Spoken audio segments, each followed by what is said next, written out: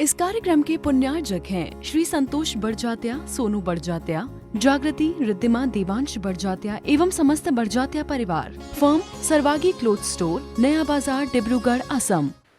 आशीर्वन कुलबद्ध स्वामी महाराज जीव के भावों की चर्चा कर रहे हैं, तो वहीं आशीर्वन आज विशुद्ध सर जी महाराज एक ऐसी चर्चा कर रहे हैं। व्यक्ति भगवान को मानता है। आप मानते हो भगवान के?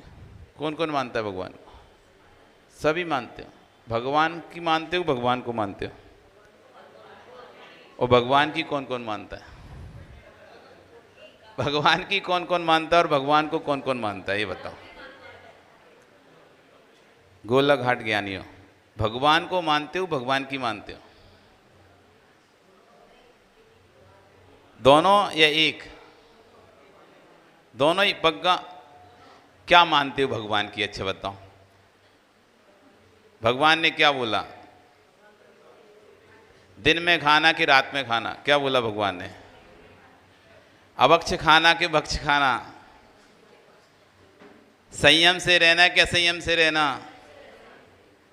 क्या क्या मानते हो भगवान की? राग देश मोह करना कि नहीं करना? क्या मानते हैं भगवान की? हम सिर्फ भगवान को तो मानते हैं, लेकिन भगवान की नहीं मानते। यदि भगवान की मानते होते तो आज इतने मतभेद मनभेद होते ही नहीं। जो मनभेद और मतभेद चल रहे हैं वे भगवान की मानने से नहीं है, अपनी मान का सहाय से हो रहे हैं। आज आचार्य कह रहे हैं तू भगवान की प्रतिमा को पूज रहा है, अच्छा काम है, लेकिन मेरे मित्र वे बन चुके भगवान हैं। जिनको तुम पूज रहे हो वो बन चुके भगवान हैं। वो घर में जो तेरी माँ, पत्नी आदि परिवार के लोग हैं, जिन्हें तुम गुस्सा कर रहे हो, जिन पर तुम चिल्ला रहे हो, जिनके बच्चों पर गाल पर चांटे मार रहे हो, ये बनने वाले भगवान हैं। बन चुके भगवान की तो पूजा बहुत कर ली, लेकिन बनने वाले भगवान की जिस दिन तुम पूजा प्रारंभ कर दोगे,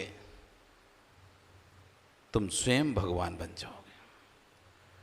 हम बनने वाले बन चुके भगवान के लिए तो इतनी श्रद्धा रखते हैं और खूब भगवान की भक्ति पूजा करते हैं, और ये सोचते हैं कहीं कोई हमसे गलती ना हो जाए, गलती हो जाए कहीं भगवान नाराज ना हो जाए, कोई हमें पाप ना दे दें, कोई हमारा हित नहीं कर दें।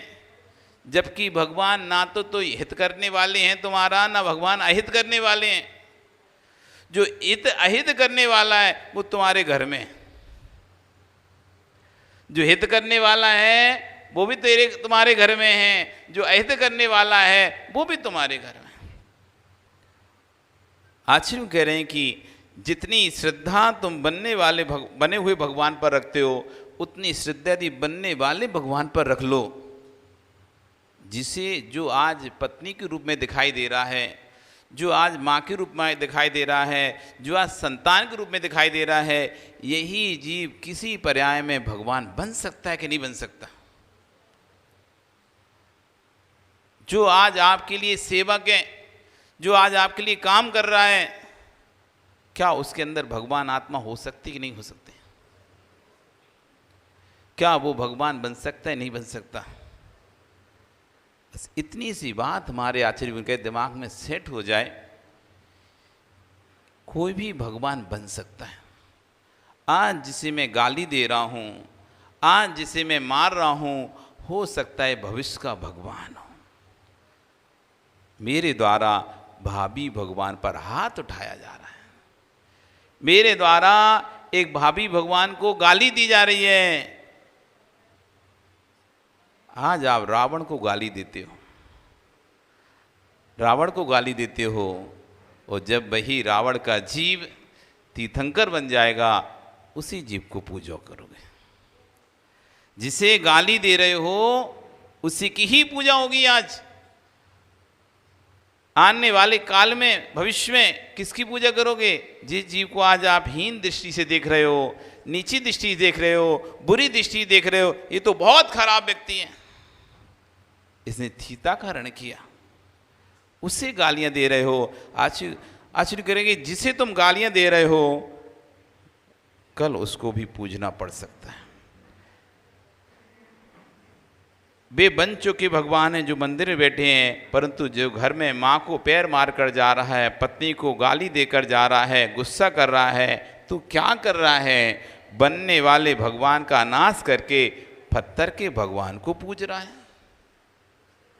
तीर्थंकर भगवान की प्रतिमा को नहीं पूज पाया, वहाँ राग देश नहीं होगा और भगवान को पीड़ा भी नहीं होगी। लेकिन हे जीव, तो एक बनने वाले भगवान परमात्मा को सता रहा है, उसको पीड़ा होगी। अच्छा बोलना सीखो, अच्छा व्यवहार करना सीखो, अच्छा व्यापार करना सीखो, जिससे अनंत जीवों की हिंसा होती है। ऐसा मत बोलो, ऐसा व्यवहार मत करो, ऐसा व्यापार मत करो। मात वर्तमान की पर्याय को मत देखो, अपनी आत्मा की भविष्य की पर्याय को भी देखो। सिर्फ वर्तमान की पर्याय को नहीं। अरे माता जी भजन सुनाई थी, क्या सुन रहे थे? कैसे आएंगे भगवान? कोई ऊपर से भगवान नहीं आएंगे, ये हमारी ही आत्मा परमात्मा कैसे बनेगी जब हमारा मन का ही मेल नहीं धुलता। हम किसी से बोलना ही पसंद नहीं करते, किसी के साथ बैठना पसंद नहीं करते, किसी से मिलना पसंद नहीं करते। स्वयं के अंदर के कलुषित भाव हमारे दूर हो नहीं पा रहे हैं, और हम भगवान का अभिषेक पूजा भी कर लें तो ये कोई कार्यकारी नहीं हो पाएगा। मात्र वर्तमान की पर्याय के सुख को मत निहारो, भविष्य पर लक्ष्यपात करो। जो वर्तमान की पर्याय के सुख में लीन होकर प्रचुर प्राप्त कर लेता है, वर्तमान में वर्तमान का जीव भी दुखाई देता है, दुखी दिखाई देता है। आचार्य कह रहे हैं ऐसा मत समझना कि आगे आएगा ना पाप को दे दो, अभी तो करो।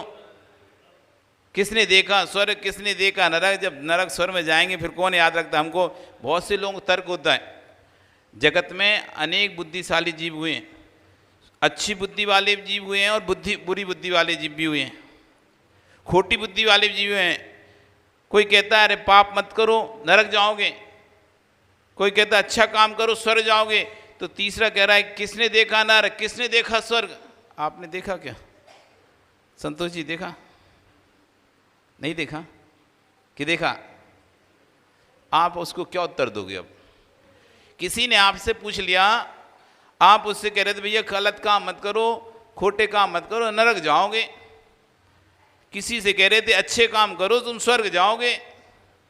तो एक आदमी तुम्हारी बातें सुन रहा था और सुनते सुनते उसके दिमाग में आ गया, वो निकला चंदन। ओ चंदन, अब चंदन ने सुना कि संतोष जी कह रहे हैं कि अच्छा काम करने से स्वर्ग जाते हैं और बुरा काम करने से नरक जाते हैं। चंदन आ गया पूछने, संतोष जी आपने स्वर्ग देखा क्या, नरक देखा क्या? तो आप क्या उत्तर दोगे? क्या उत्तर दोगे? क्या दोगे? नहीं देखा, यही तो उत्तर दोगे ना। तो फिर संतोष कहता है कि वो चंदन कहता है नहीं देखा तो फिर क्यों कहते हो कि अच्छा काम करने से स्वर्ग जाओगे, बुरा काम करने से नरक जाओगे, जब देखा नहीं तुमने तो? फिर क्या जवाब है आपके पास? ऐसे ऐसी तर्क बुद्धि वाले जीव हैं जगत में। एक व्यक्ति ने, हमारे आगम में एक न्याय शास्त्र है, एक न्याय शास्त्र। एक दिन हम हमारे कक्ष में क्लास चल रही थी, तब थोड़ा सा हमने उसका टेलर दिखाया था न्याय शास्त्र का, कैसे होते हैं हमारे यहाँ के न्याय शास्त्र। जैन आगम से विपरीत लोगों ने जैनियों पर एक प्रश्न खड़ा किया, आप लोग अहिंसकवादी हैं, आप अहिंसक हैं, मां आप जीवों को नहीं खाते, ऐसा आपका कहना है, लेकिन आप भी तो जीव का शरीर खाते हो। जैसे जो मांस खाने वाले, तो उन्होंने तर्क दिया जैसे हम जीव का शरीर खाते हैं वैसे आप भी जीव का शरीर खाते हो। खाते हो क्या? कौन खाता है? तुम नहीं खाते? पक्का सोच लो, कभी खाता है कोई इसमें जीव का शरीर? खाते हो ना? हाँ भैया खाते कि नहीं? ओ कैलाश जी खाते हो ना? फिर तुम में और उनमें अंतर क्या? बेबी जीव का शरीर खा रहे और तुम भी जीव का शरीर खा रहे। कैसे खा रहे? जो आप फल खा रहे वो किसका शरीर है? एक इंद्रिय जीव है कि नहीं है वृक्ष में? उस वृक्ष का ही तो शरीर है वो फल। जो आप सब्जियां खा रहे हो, वनस्पतियां खा रहे हो, वो किसका है? एक इंद्रिय जीव का शरीर है ना। तो तुम भी शरीर खा रहे और वो मांस खा रहे हो किसी का, गाय का, बकरी का, मुर्गी का, मछली का, तो वो भी शरीर खा रहे हैं। तुम में और उनमें अंतर क्या है? जीव जीव दोनों में, वो भी जीव का शरीर, ये भी जीव का शरीर। फिर आप अच्छे और हम बुरे क्यों? सब एक से। सही है ना? क्यों, क्या गलत है? गलत है क्या? गलत है कि सही है? बताओ अशोक जी। अरे खाते, जीव खाते ही नहीं खाते, बात इतनी सी है। तुम दोनों ने इतना पूछा, तुम जीव खाते कि नहीं खाते? वे भी खाते, तो एक हो गए ना फिर। तो उससे क्या, खाते तो जीव हो, खाते तो जीव हो। अब तर्क सामने वाला कैसा भी रख सकता है, प्रश्न कैसा भी कर सकता है, पर आपको उत्तर ऐसा देना पड़ेगा कि उसका मुंह बंद होना चाहिए।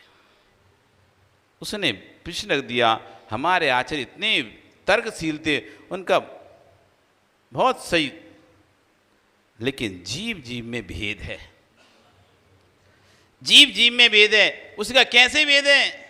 ऐसे भेद है, तुम्हारी माँ स्त्री है कि नहीं है? कि हाँ स्त्री है। तुम्हारी पत्नी स्त्री है कि नहीं है? हाँ स्त्री है। तुम्हारी बेटी स्त्री है कि नहीं है? कि हाँ स्त्री है। तुम्हारी बहन स्त्री है कि नहीं है? हाँ स्त्री है। जैसा तुम पत्नी का भोग करते हो, क्या वैसा सबका करोगे क्या? क्यों? नहीं, अलग अलग है, पर स्त्री स्त्री तो एक है ना सब में। माँ भी स्त्री, बहन भी स्त्री, पत्नी भी स्त्री, बेटी भी स्त्री।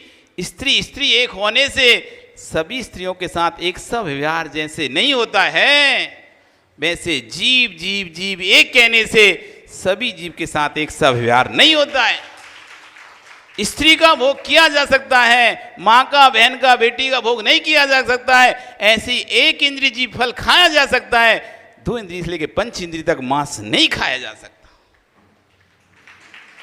ये जैन न्याय है, ये जैन आगम है, जैन न्याय है, जहां तर्क की कसौटी पर ऐसे रखा जाता है कि बाद आदमी दूसरे के पास शब्द ही नहीं रहते हैं। तो आचार्यवन कह रहे हैं कि वर्तमान में जीव प्रचुर पाप कर रहा है। कोई ने कह दिया कि कहाँ, किसने देखा स्वर्ग, किसने देखा नरक। फालतू की बातें करते हो तुम लोग, क्योंकि आज के जो बच्चे हो रहे हैं बड़े तार्किक हो रहे हैं। तुमने तो माता पिता से पूछा भी नहीं, उन्होंने कहा जाओ सिर झुका लो भगवान के सामने, तुम जाके सिर झुका दिए। लेकिन आज तुम बच्चों को बोलो सिर झुका दो तो पूछेगा मम्मी क्यों बोल रही तुम सिर झुकाने, पत्थर के सामने हम क्यों सिर झुकाएं। तुम बोलोगे रात में भोजन नहीं करो तो वो क्या, क्यों नहीं करना रात में भोजन, तुम क्यों, कीड़े गिरते हैं, तो बोल के हम तो बिना कीड़े में खा लेंगे। तुम बोलोगे अंधेरे में देखो हम उजाले में खा लेंगे, दिखता नहीं तो हम चश्मा लगा लेंगे। अनेक तर्क उनके पास, क्या उत्तर दोगे? आज की बुद्धिशाली जीवित पीढ़ी को आप बुद्धि से, तर्क से समझाना पड़ेगा। किसी ने कह दी कहाँ है स्वर्ग, कहाँ है नरक, दिखाओ हमें। आप कैसे दिखाओगे नरक स्वर्ग? यदि आप नरक स्वर्ग की उनको व्याख्या नहीं समझा पाओगे तो कभी पुण्य पाप की व्याख्या भी नहीं कर पाओगे। पुण्य पाप की व्याख्या नरक स्वर्ग की व्याख्या से ही मिलेगी। यदि नरक स्वर्ग नहीं है, क्योंकि नरक स्वर्ग फल है, पुण्य पाप कारण है, तो नरक स्वर्ग कार्य उसका। पुण्य पाप कारण है तो नरक स्वर्ग उसका पुण्य फल है।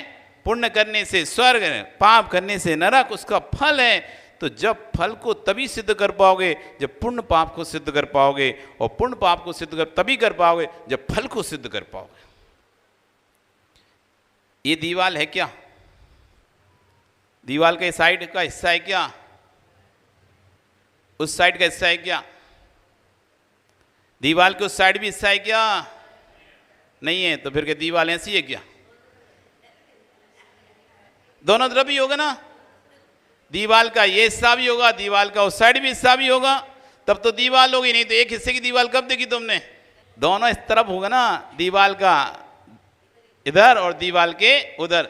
तो दीवाल का ये हिस्सा सिद्ध करेंगे तो वो हिस्सा स्वतः ही सिद्ध हो जाएगा, दीवाल का वो हिस्सा सिद्ध करेंगे तो हिस्सा स्वतः ही सिद्ध हो जाएगा। एक दूसरे के पूरक हैं, एक के बिना दूसरा रहता नहीं है। ऐसी पुण्य पाप सिद्ध करेंगे तो स्वर्ग नरक स्वतः ही सिद्ध हो जाएंगे, स्वर्ग नरक सिद्ध करेंगे तो पुण्य पाप स्वतः ही सिद्ध हो जाएंगे।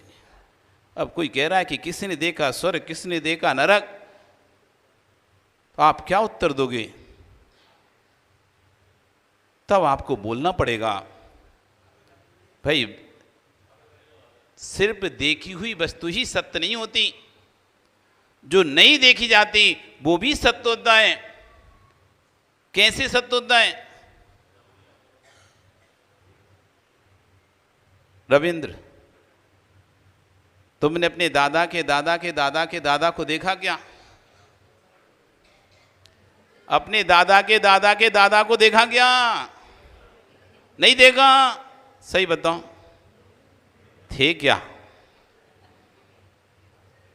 तुमने अपने दादा के दादा के दादा को नहीं देखा, देखा क्या? थे क्या? कैसे पता? तुमने तो देखा ही नहीं है। तुमने तो देखे नहीं है, फिर पता कैसे?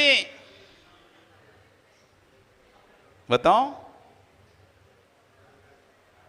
कैसे जाना? कैसे जाना?